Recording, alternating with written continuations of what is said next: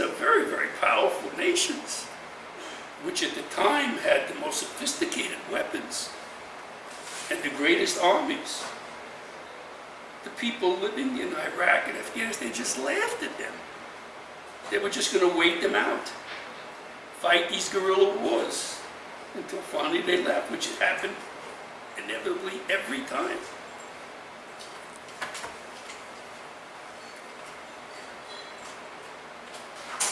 So if George W. Bush had been a visionary, or he had advisors. By the way, all of these people were highly educated, graduates of Harvard and Yale. So it's not like they were ignorant, but in terms they were. It turns out they were ignorant. It should have been clear that they didn't stand a chance. They didn't stand a chance. Not only have all these American lives been lost, but I can't tell you how many millions of lives of innocent Afghans and Iraqis have died.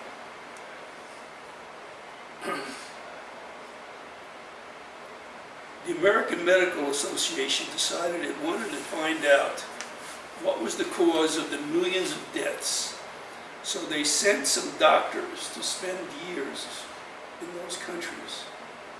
And they would go to the morgues and try to assess the records of what caused the death of all the millions of Iraqis and Afghans since the Americans invaded and occupied those countries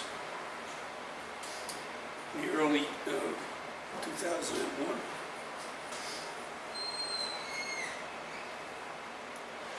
And it all was collateral bombing.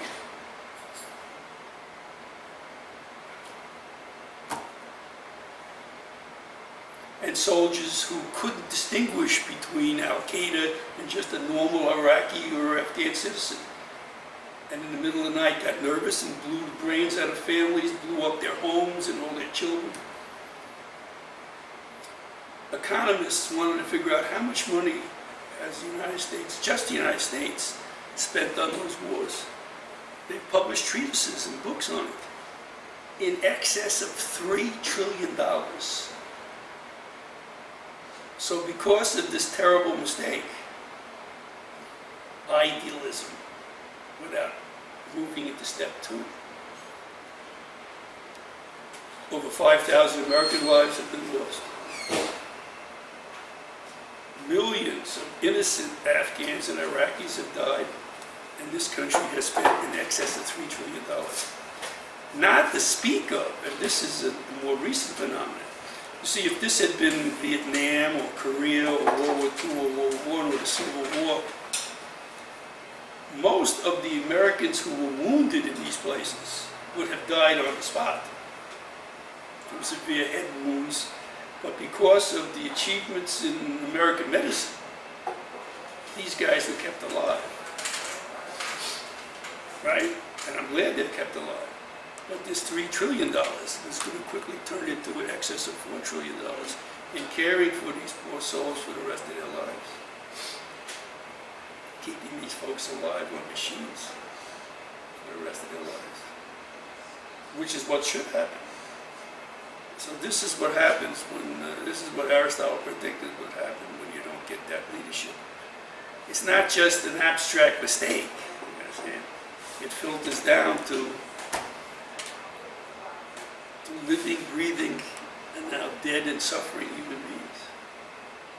How about a question from you?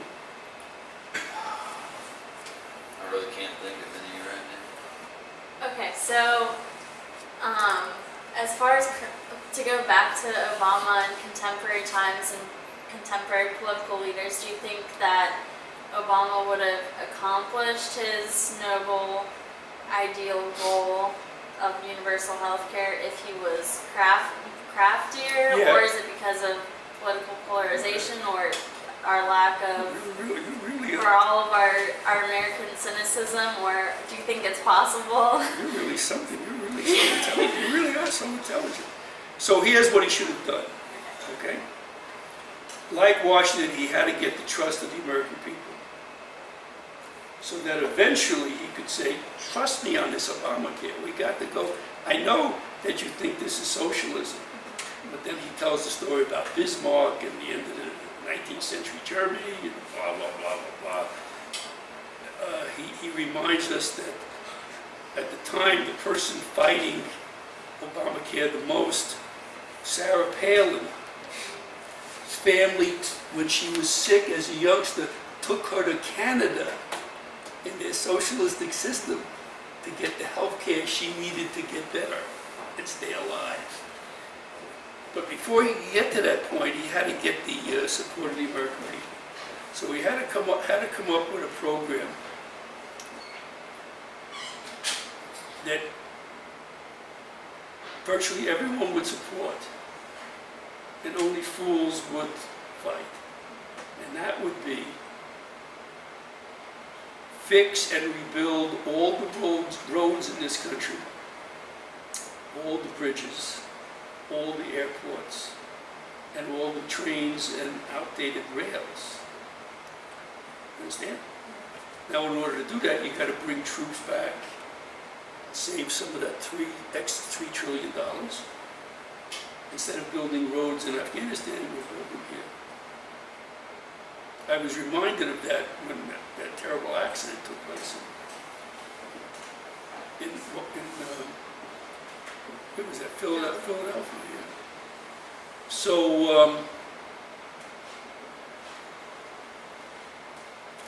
not only would this have saved Americans convenience in traveling, but it would have helped that 8% unemployment rate, because all these construction firms would have had to hire those people to lay that track, rebuild the roads and bridges, et cetera, et cetera, et cetera.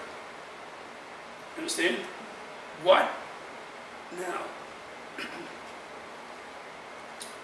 what I'm trying to tell you is that Obama turned out to be, except for the last few months where he's really gotten to be very, very frisky, but for 7/8 of his presidency, he was very, very tame and tepid in what he tried to do.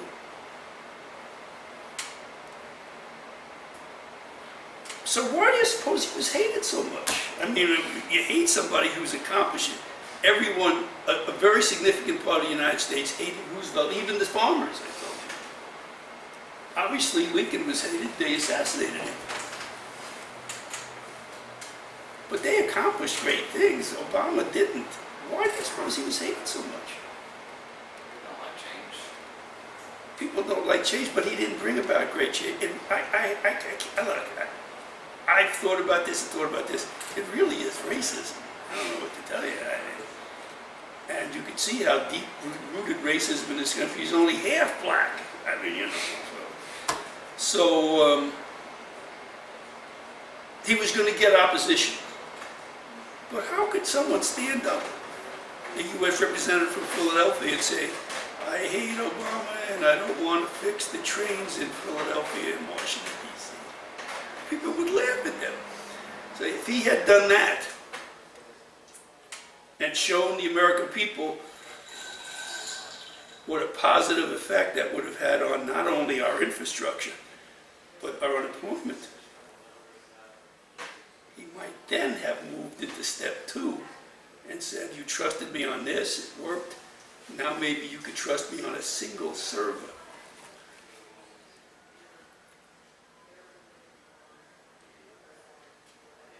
Among the other compromises he made on Obamacare was he allowed the drug companies to continue to charge these ridiculous prices for pills. Other countries go to Canada where there's price fixing on medicine. And one of the things he did was to get the support in Congress, who were being paid by these drug companies, was it's against the law to buy drugs in bulk from Canada. It's just crazy. So he could have come closer to achieving that ideal if he had started off on a less lofty goal. But he went for the goal too quickly. He really tried to do too much too quickly. So that's, I mean, I'm not saying I could have done that, but looking back, it looks like that's something that we could have tried. Trying to do so much so quickly, couldn't you make the same argument for Lincoln? He really didn't prove himself before just diving in. Yeah, but remember, the war was declared on the North. He Sure. didn't, so that was really taken out He of was his kind of hands. forced to dive in, Yeah, but he was forced. That's right. That's exactly right. All right, what is it? Who are you liking for 2016? Gee whiz, and that's the answer to the question. Where we get it, the leadership is so sad. All right, I have a question. What do you Well, but I think mean, of, let's try. Who do you like? I mean, I like Bernie Sanders, but I mean, that's. Oh, I mean, of course he's a wonderfully independent guy, but there's a price you pay for independence. What is it? Support. Well, if you want to be fiercely independent, No that means you infrastructure. can't be shrewd. If you can't be shrewd, you can't overcome the obstacles. And if you can't overcome the obstacles, you can't. You are one of these great leaders on paper, you know? I mean, but you're not going to achieve great things. So of course we like him, but so who do you, other than him, who do you like who could stand a chance to get elected? Do you like Hillary Clinton? Neither do I. So what about that Dr. Ben Carson? I mean, these people must have more money than they have sense. You know, because they spend a lot of their own, millions of dollars of their own money. What would convince that guy that, number one, that he could become president, number two, that he actually could be helpful to the American people if he ever made it? I think with him it's a little bit of like a doctor complex you sort of develop. I have friends who are are new doctors or They have an becoming air of doctors. superiority. They really think they are. They think if they're successful surgeons, that means they're better than everybody and everything else. You're absolutely right. It really is true. Because a surgeon, I've known some surgeons that they either had this personality beforehand or they developed personality. So they've opened somebody up, and there are all these assistants, medical students and nurses, and they have to be very decisive and also kind of nasty. Do this, do that, right now, what's the matter with you? You know what I mean? So either they had that personality or they develop it. Otherwise, people are going to die under their hands. If they don't have that personality, they become what is known in the medical profession as a hall man. Hallman. A hall man. A hall man is somebody who is not decisive on the operating table, is afraid to hurt anyone's feeling. Get me that scalpel immediately. You know, what's the matter with you?